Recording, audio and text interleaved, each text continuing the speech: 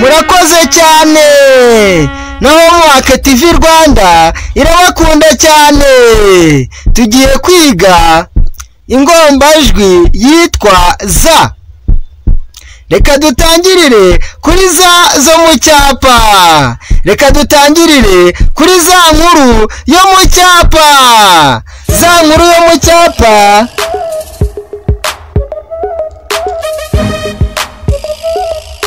nuko nguko yandikwa. Iyo ni za nkuru yo mu cyapa.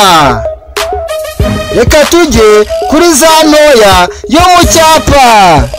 Za ntoya yo mu cyapa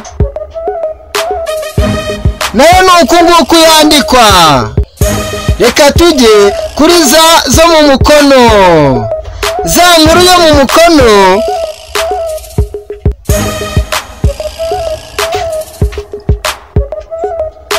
nayo nuko nguko yandikwa. Iyo ni za nkuru yo mu mukono. Reka tujye kuri za ntoya yo mu mukono. Za ntoya mu mukono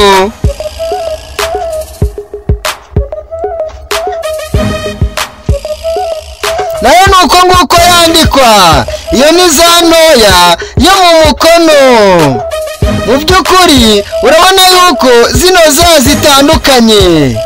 Za zo mu cyapa nta twakirizi zifite, mu gihe za zo mu mukono zifite utwakirizi. Akakirizi ka za nkuru yo mu mukono ni aka ngaka, mu gihe akakirizi ka za ntoya yo mu mukono ari aka ngaka. Kandi ikindi, icyapa ntikiberama mu gihe umukono uberamamo gatoya, uberamira iburyo. Kandi ikindi ni uko tuno twakirizi utungutu nyine tujya kwakira izindi nyuguti kugira ngo bifatane, kuko umukono ufatana.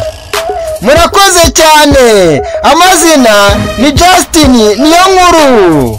Mukore subscribe, mukande no kunzogera kugira ngo ibyo tubagezaho bijye bibageraho mu buryo bworoshye. Ikindi, mutange comment igaragaza icyo muvuga kuri ino video, kandi musharing, musangize abandi ibyino channel kugira ngo nabo bajye bayikurikira. Murakoze cyane, turabakunda ku mutima.